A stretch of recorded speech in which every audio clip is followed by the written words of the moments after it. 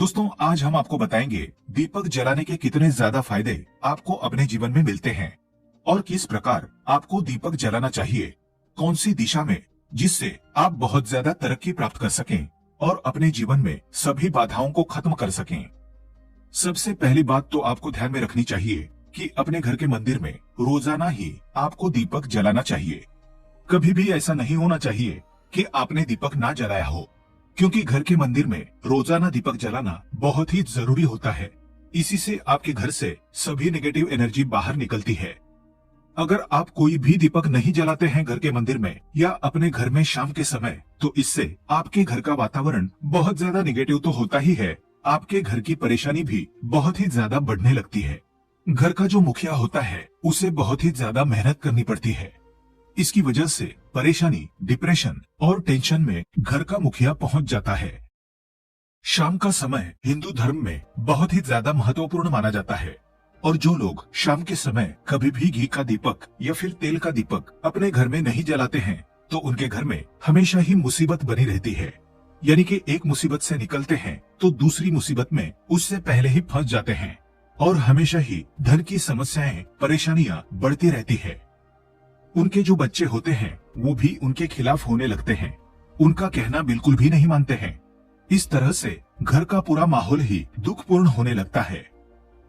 काफी लोग इन चीजों को मानते भी हैं, लेकिन जानते हुए भी उपाय कर नहीं पाते हैं, भूल जाते हैं। उन्हें इन चीजों से होने वाले नुकसान के बारे में पता नहीं होता है। इसलिए रोजाना आपको एक घी का दीपक या फिर तेल का दीपक जलाना बहुत ही जरूरी है।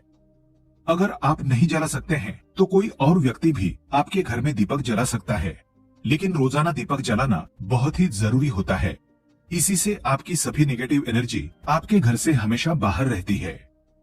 आगे बढ़ने से पहले आपसे रिक्वेस्ट करते हैं कि वीडियो को लाइक जरूर करिएगा, दोस्तों को शेयर कर दीजिएगा और अगर आपने अभी तक चैनल को सब्सक्राइब नहीं किया है तो चैनल को सब्सक्राइब करके बेल आइकन जरूर दबाइएगा। दोस्तों, शाम का समय ऐसा होता है जिस समय नकारात्मक ऊर्जाएं बहुत ही ज्यादा प्रबल होती है और आपके घर में प्रवेश कर जाती है। ऐसे में अगर आप घर में या घर के मंदिर में दीपक नहीं जलाते हैं तो निगेटिव एनर्जी आपको बहुत ही ज्यादा परेशान करती है, आपके सभी काम बिगाड़ने लगती है। जिस समय सूरज डूब जाता है उसी समय ये निगेटिव एनर्जी बहुत ही ज्यादा प्रबल हो जाती है। उसी समय आपको मुंह हाथ धोकर दीपक जलाना चाहिए। अगर आप खुद नहीं कर सकते हैं तो कोई और व्यक्ति भी आपके लिए ऐसा कर सकता है।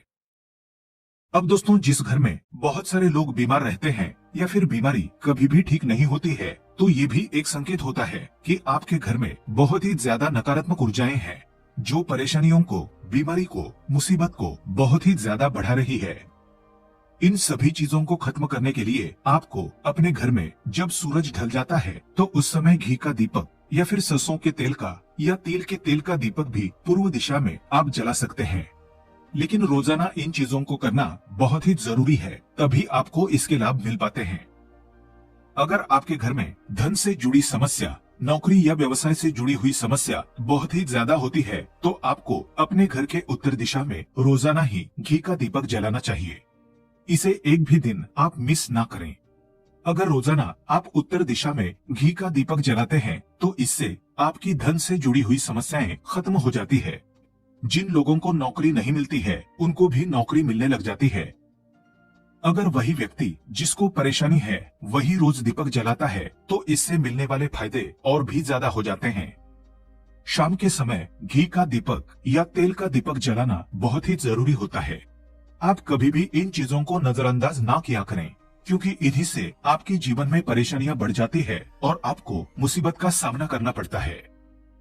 आपको ये जानकर हैरानी होगी कि जो भी घी का दीपक आप जलाते हैं उससे जो निकलने वाली ऊर्जा होती है वो आपके घर में जब फैलती है तो इससे घर का माहौल एकदम से सुखमय बनने लगता है, यानी कि पॉजिटिव होने लगता है। घर के सभी लोग शांति से रहने लगते हैं। इसी प्रकार से जो तेल का दीपक होता है ये भी जब जलता है तो इससे आपके आसपास जितनी भी नकारात्मक ऊर्जाएं हैं वो खत्म हो जाती है, क्योंकि इन दीपकों से निकलने वाली जो ऊर्जाएं होती है, धुआं होता है, वो नेगेटिव एनर्जी को बाहर निकालता है और आपके आसपास के एनर्जी को पॉजिटिव बनाता है। तो ये बहुत ही जरूरी चीजें हैं। शाम के समय कभी भी आप इन चीजों को मिस ना किया करें, तभी आप अपने जीवन में सफलता पा सकते हैं और आपकी जितनी भी मनोकामनाएं हैं वो भी पूरी होती है। दोस्तों, हम अपने घर के पूजा घर में पूजा पाठ करते हैं और मूर्ति आदि रखते हैं। दोस्तों, मूर्ति का क्या महत्व होता है आज हम आपको इस वीडियो के माध्यम से बताने वाले हैं। जिस घर के पूजा घर में एक साथ ये दो मूर्तियां होती है वहाँ पर बनता है राजयोग और दुनिया आपके कदमों में आ जाती है। कहने का तात्पर्य है कि आपको सर्व सुख प्राप्त हो जाते हैं जिसकी आपने कल्पना की है, जिसकी आपने मनोकामना मांगी है। घर के पूजा घर में हम पूजा करते हैं, पूजा पाठ करते हैं और पूजा पाठ के माध्यम से कुछ चीजें देखने और मनाने आदि का प्रयत्न करते हैं ताकि हमें उस पूजा का फल प्राप्त हो जाए और हम उसी अनुरूप घर के अंदर मूर्ति आदि लगवाते हैं ताकि हम उन देवी देवताओं का सुंदर मुख देख सकें और उनका आशीर्वाद प्राप्त कर सकें। लेकिन दोस्तों, अगर हम अपने घर के पूजा घर में इन मूर्तियों के साथ अन्य मूर्तियां भी रखते हैं तो निश्चित तौर पर हमारी किस्मत बदल जाती है और देखते ही देखते हमारे जीवन के अंदर की सारी कंगाली समाप्त होने लगती है। तो बात करते हैं उन मूर्तियों के बारे में कि आखिर कौन सी दो मूर्तियां एक साथ में आपको रखनी चाहिए ताकि उसका सच्चा सर्वसुख आपको प्राप्त हो सके। और सबसे पहले अगर हम किसी मूर्ति की बात करें तो दोस्तों, अगर आप श्री कृष्ण के भक्त हो और बाल गोपाल की मूर्ति रखते हो तब आपको भगवान श्री कृष्ण के साथ माता रानी राधा जी की मूर्ति भी आपको जरूर रखनी चाहिए। या श्री कृष्ण की अगर आपके घर में तस्वीर है तो उसके साथ राधा जी की भी तस्वीर संयुक्त जोड़े के रूप में आपको लेकर आनी चाहिए। दोस्तों, ये प्रेम और एकता की एक ऐसी अनूठी मिसाल है कि जिस घर में इन दोनों की तस्वीरें होती है, समझ लीजिए उस घर के अंदर किसी भी प्रकार का गृह क्लेश नहीं होता। पति पत्नी और परिवार जनों के बीच परस्पर प्रेम रहता है और घर में धन धान्य में अपने आप ही वृद्धि होती है। इसीलिए ये जरूरी माना गया है। दोस्तों, अगर आप भी इन मूर्तियों को रखते हैं तो निश्चित तौर पर आपके जीवन में अपने आप ही फायदा प्राप्त हो जाएगा। दोस्तों, कई लोग अपने घर में माता लक्ष्मी की पूजा करते हैं तो सोचते हैं कि भगवान विष्णु जी की भी पूजा करें या ना करें, या फिर उनकी मूर्ति साथ रखें या ना रखें। दोस्तों, हमेशा भगवान श्री विष्णु जी और माता लक्ष्मी की पूजा आपको एक साथ करनी चाहिए। देवाधिदेव महादेव भगवान विष्णु और भगवान ब्रह्मा जी तीनों ही देवताओं को सर्वस्व परम देवता माना जाता है और त्रिदेवों में भगवान विष्णु जी को पूजा जाता है। तो अगर आप अपने घर के पूजा घर में लक्ष्मी नारायण की संयुक्त रूप से पूजा करते हैं तो निश्चित तौर पर आपके घर में दिन दुगनी रात चौगुनी वृद्धि देखने को मिलती है। इसीलिए आप भगवान विष्णु जी के साथ माता लक्ष्मी जी की पूजा करें। अगर माता लक्ष्मी की अकेली तस्वीर है तो आपको उनकी बाईं तरफ भगवान श्री गणेश और भगवान श्री कुबेर जी की मूर्ति या तस्वीर अपने घर के मंदिर में जरूर लगानी चाहिए। अगर आप माता लक्ष्मी जी के बाईं तरफ भगवान श्री गणेश जी की मूर्ति लगाते हैं या तस्वीर लगाते हैं तो आपको निश्चित तौर पर लाभ प्राप्त होता है और देखते ही देखते आपके जीवन के अंदर की कंगाली समाप्त होने लगती है। और धन प्राप्ति के लिए आपको लक्ष्मी गणेश जी की संयुक्त रूप से पूजा करनी चाहिए। माना जाता है माता लक्ष्मी धन देती है तो भगवान श्री गणेश रिद्धि सिद्धि का भंडार और बुद्धि का विकास करते हैं। इसी वजह से इनकी पूजा बहुत जरूरी मानी गई है। और दोस्तों, कई लोग पूछते हैं कि अपने घर में हनुमान जी की तस्वीर या मूर्ति रखें या ना रखें, या उनकी पूजा करें या ना करें। दोस्तों, आपको निश्चित तौर पर हनुमान जी की अन्य देवी देवताओं के साथ में भी आप मूर्ति या तस्वीर रख सकते हैं। किसी प्रकार की कोई दो राय नहीं है कि आपके ऊपर हनुमान जी क्रोधित होंगे या ना होंगे। इसके अलावा आप प्रभु श्री राम की तस्वीर भी अपने घर के पूजा घर में रखते हैं तो आप हनुमान जी की तस्वीर रखें या ना रखें, हनुमान जी के निमित्त किसी भी प्रकार की पूजा या पाठ करना हो आप प्रभु श्री राम से कहें। दोस्तों, भगवान श्री राम के अनन्य भक्त हनुमान जी है और निश्चित तौर पर आपको उतना ही आशीर्वाद प्राप्त होता है जितना कि आपको हनुमान जी की मूर्ति या तस्वीर का पूजन करने से होता है। या फिर आप क्या करें, श्री राम दरबार की तस्वीर अपने घर में लेकर आएं और श्री राम दरबार की तस्वीर का पूजन करें, या उनकी मूर्ति या उनकी किसी प्रकार की कोई चीज आपके पास है तो आप उनका पूजन करें।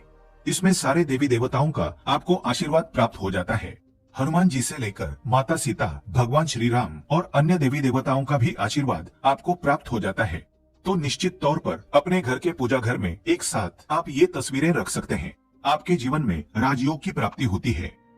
इसी तरह दोस्तों, अगर आप अपने घर के पूजा घर में या किसी अन्य स्थान पर अगर कोई तस्वीर रखना चाहते हैं और उसे लगाकर अपने घर में लाभ प्राप्त करना चाहते हैं तो दोस्तों, अपने घर में या पूजा घर में आपको निश्चित तौर पर त्रिदेवों की तस्वीर या मूर्ति एक ही स्थान पर लाकर जरूर रखनी चाहिए। ब्रह्मा, विष्णु और महेश, इन तीनों की संयुक्त रूप से इनकी एक साथ तस्वीर अपने घर के मंदिर में या अपने घर में कहीं भी लाकर रख देनी चाहिए। माना जाता है इन तीनों देवी देवताओं के एक साथ दर्शन करने मात्र से हमारे बड़े से बड़े विघ्न और बड़े से बड़ा कष्ट ऐसे ही समाप्त हो जाता है। इसी वजह से इन तीनों की एक साथ में तस्वीर या मूर्ति लाकर आपको पूजा जरूर करनी चाहिए। अब बात करते हैं कि कुछ ऐसी तस्वीरें होती है या ऐसी मूर्तियां होती है जिनको आपको अपने घर के पूजा घर में स्थान ही नहीं देना चाहिए। अगर आपने इन तस्वीर या मूर्ति को अपने घर के पूजा घर में स्थान दिया तो समझ लीजिए कि आपको कंगाली का सामना करना पड़ेगा या फिर देवी देवताओं के क्रोध का सामना करना पड़ेगा। और एक बात बता दें कि मंदिर में कभी भी विषम संख्या में गणेश जी की मूर्तियां ना रखें, जैसे कि 1, 3 या 5 ऐसे रखना अशुभ माना जाता है। 2 मूर्तियों को एक साथ रखना शुभ माना गया है। अगर आप सिर्फ गणेश जी की मूर्ति रखते हैं तो इसके अलावा किसी भी प्रकार की मूर्ति आपको नहीं रखनी चाहिए। इन्हें स्थापित करते वक्त ध्यान दें कि गणेश जी का चेहरा हमेशा घर के मुख्य दरवाजे की तरफ होना चाहिए ताकि आपको अच्छे और सच्चे धन लाभ की प्राप्ति हो। और इस बात का ध्यान रखें कि घर में अंगूठे से बड़े आकार का शिवलिंग आपको भूलकर भी नहीं रखना चाहिए। हमेशा एक छोटा सा शिवलिंग रखें और इससे ज्यादा शिवलिंग आपको नहीं रखने चाहिए। वैसे तो दोस्तों आपको अपने घर में शिवलिंग रखना ही नहीं चाहिए, उसके बाद भी आप रखते हैं तो अंगूठे के आकार से बड़ा शिवलिंग आपको नहीं रखना चाहिए। आप छोटा शिवलिंग रख दें और ध्यान रखें कि एक से ज्यादा शिवलिंग आपको भूलकर भी नहीं रखने हैं। घर में अगर आप शिवलिंग रखते हैं तो शिवलिंग के ऊपर आपको तुलसी भूलकर भी अर्पित नहीं करनी है। अगर आपने शिवलिंग रख भी दिया है और तुलसी अर्पण कर दी है तो देवी देवताओं के क्रोध का आपको सामना करना पड़ता है। दोस्तों मंदिर में हमेशा अगर आप हनुमान जी की तस्वीर रखना चाहते हैं, आप हनुमान जी के अनन्य भक्त हैं, तो बैठे हुए हनुमान जी की मूर्ति रखें। बजरंग बली रुद्र भगवान शिव के अवतार है, इसलिए उनकी भी शिवलिंग की तरह ही मूर्ति रखें।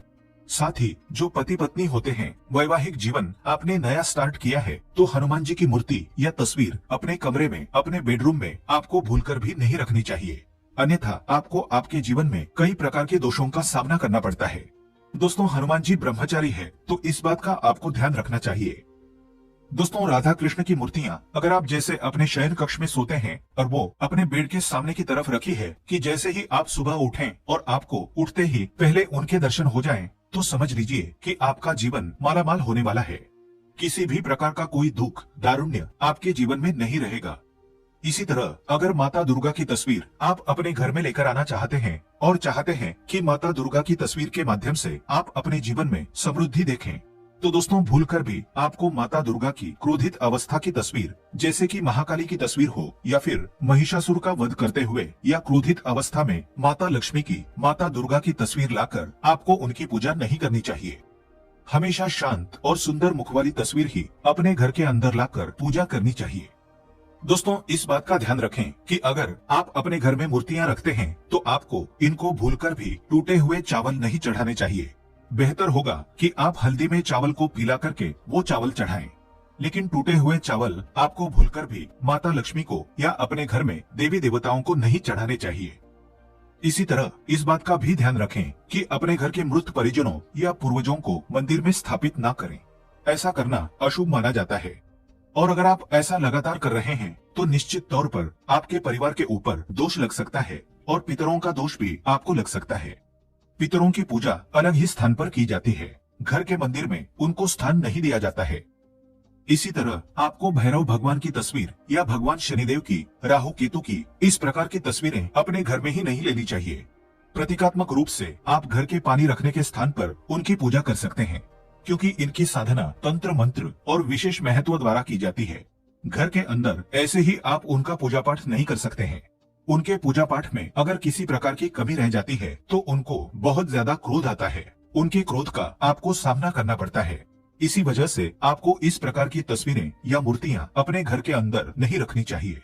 और जो पहले हमने आपको बताया उस प्रकार की तस्वीरें तो निश्चित तौर पर आप रखकर अपने जीवन में फायदा प्राप्त कर सकते हैं।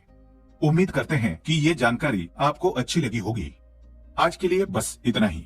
दोस्तों अगर आपको ये वीडियो पसंद आया है तो वीडियो को लाइक करिएगा, दोस्तों को शेयर जरूर करिएगा और चैनल को सब्सक्राइब करके बेल आइकन जरूर दबाइएगा ताकि आने वाला नॉलेजेबल वीडियो आपको सबसे पहले मिले। दोस्तों मिलते हैं अगले वीडियो में, तब तक के लिए good bye and thanks for watching my video.